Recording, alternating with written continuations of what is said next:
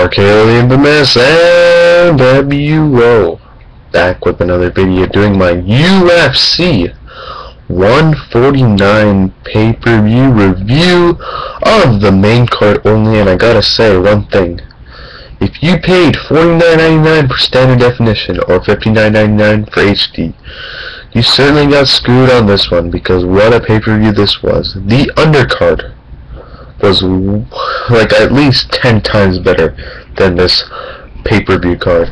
The card that happened 10 days ago on FX with the 6-card main card show. Sorry, on Fuel. God, I zoned out for a second. Did tremendously better than this main card on pay-per-view for UFC 149, which had a tremendous amount of injuries, because originally this card was supposed to get Jose Aldo versus, I can't remember his name still, but Jose Aldo was supposed to defend his title, and we were supposed to get, I believe we were supposed to get Kongo versus Nogueira, and Tim Boetsch versus Michael Bisping, and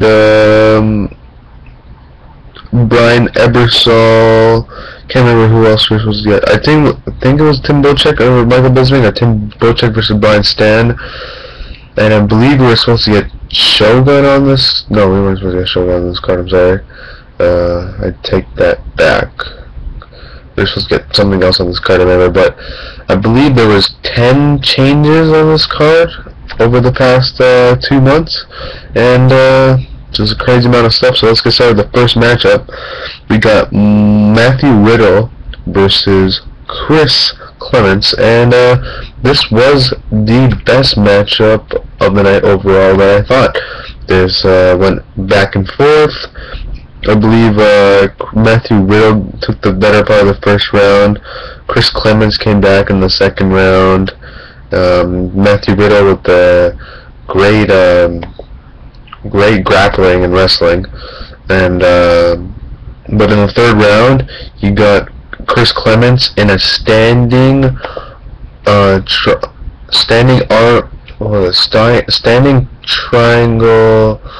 triangle choke, and then tripped him down and then locked it in, and that was it. That was the end of the fight.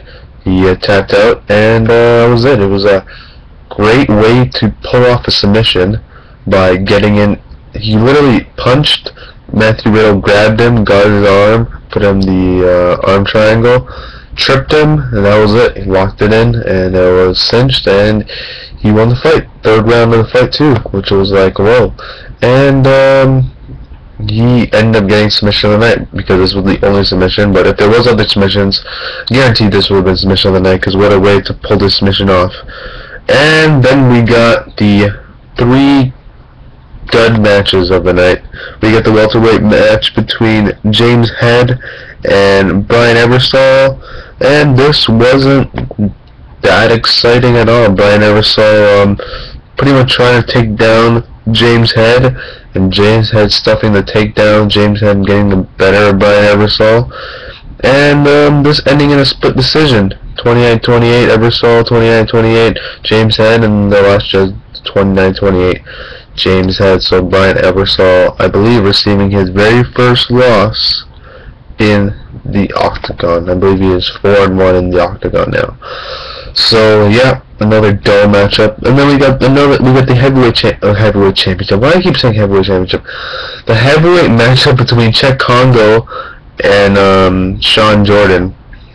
And it's a huge opportunity for Shawn Jordan, because this is his second fight in the UFC, and going up against a veteran like Cheick Kongo, which he claims 37-year-old Cheick Kongo wants to go after the UFC World Heavyweight Championship, but and wanted to show an impressive performance tonight, which he couldn't, because James Jordan pretty much tried to take down or try to control Cheick Kongo on the cage throughout the whole fight.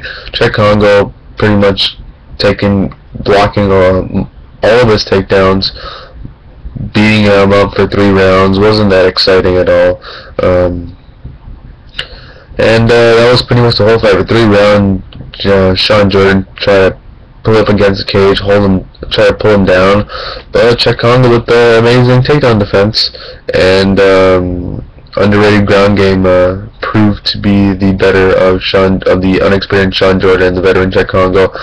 Pretty much got the better of the 3 rounds and won by unanimous decision of 30-27, 30-27, and actually a judge giving a 10-10 round by giving the score of 30-28. Then we got the, I also thought that Cheick Kongo was going to get the knockout victory, but that wasn't the case, was it? And this fight was another double matchup.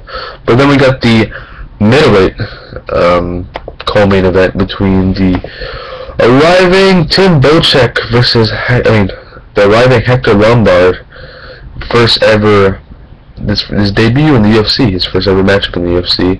I believe his 24 win streak with 1 draw, so 25 fight undefeated streak, going up against the Tim Boetsch, which had the impressive win against Yushin Okami, knocking him out in the 3rd round at UFC 144 after getting dominated by Yushin Okami in the first 2 rounds of the fight.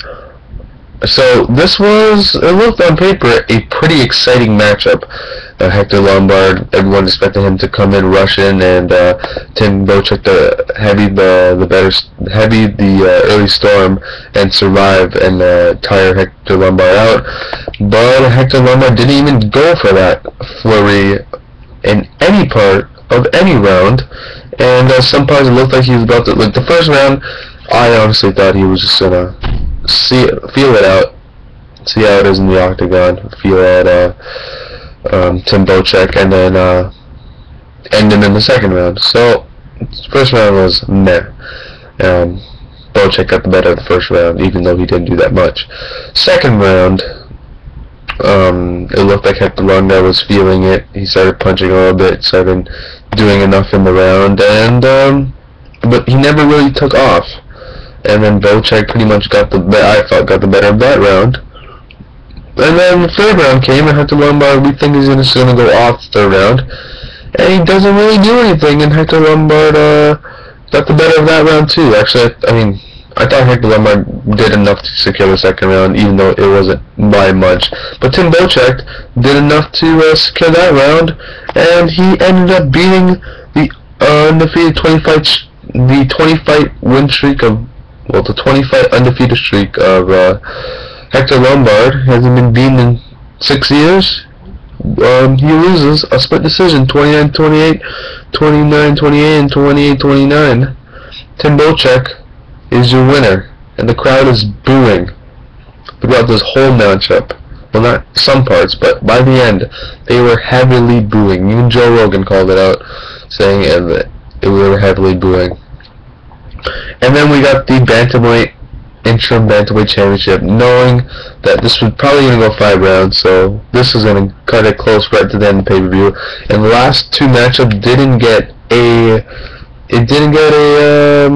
post-fight interview.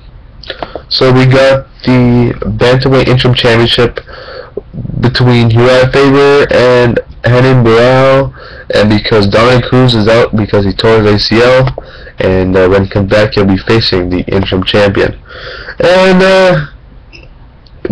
most people thought that Urijah Faber was going to get the wrestle his way out of the 5 rounds, but Renan Barao actually pulled Jose Aldo, and they stood up, and Renan Barao pretty much dominated 4 out of the 5 rounds. I thought he downed off all rounds, but the 2 judges saw the 48, 49, 46, 49 for 6, and one of the judges saw the way outside 50-45. Renan Barao gained the victory. First round, he pretty much dominated. Leg kicks, punches, landing twice the leg kicks and twice the amount of significant strikes. Actually, I believe more than twice kicks. It was just crazy amount of leg kicks he did. Faber said it wasn't as significant as the Aldo kicks, but it looked reminiscent of the Jose Aldo versus Urijah Faber fight at WEC 48. and Renan Barao was your victor, winning the Interim Bantamweight Championship. This crowd was just like mad. They seemed so mad. They were booing like crazy. They were totally upset of this main event fight, and I'm pretty sure they were totally upset in the last 4 fights of this main pay-per-view card. I feel sorry for the people in Calgary that witnessed this main card, because the prelim card was tremendously better than the main event card. And for the people who bought this versus the people who just saw the prelims, for the people who saw the prelims only, I feel happy for you that you didn't spend money on this card. And for people who bought this, I feel kind of sorry for you, because I was one of them, and we are in the same boat of seeing a crappy card that we could have missed, even though this was supposed to be a thing. A lot of these matches were supposed to be contender matches. Let's see who, like the Hector Lombard fight between him and Boetsch, whoever won that in significant fashion would have definitely been facing Anderson Silva, or would have been in contention for facing Anderson Silva, but none of these two are even close in the contention anymore. Should have put some water right here, but gotta endure. And the main event was who would face Dominic Cruz when he comes back, which we now know will be Renan Barao. So that is my UFC 149 pay-per-view review. Pay-per-view sucked. If you missed it, be glad that you did. And for people who bought some pay-per-view, I feel sorry for you, because I was one of them. And for people who were there live and this was your first ever experience of the UFC in Calgary, I feel sorry for you too, because it probably wasn't as fun for the main card to watch this as it was on pay-per-view. So that was my review of the pay-per-view. Thank you for watching. Hope you enjoyed my review and save your money for the next card between Frankie Edgar versus Benson Henderson 2 for the lightweight championship, which is a week after. 2 weeks from now, the UFC on Fox 4 card, which is it looks like a good card on paper, good to main event, co-main event. And then we got the week after, we got pay-per-view. Then we got September 1st, Dan Henderson versus Johnny Bones Jones for the UFC Lightweight Heavyweight Championship. So that was my review. Thanks for watching. Hope you enjoyed, and that is all.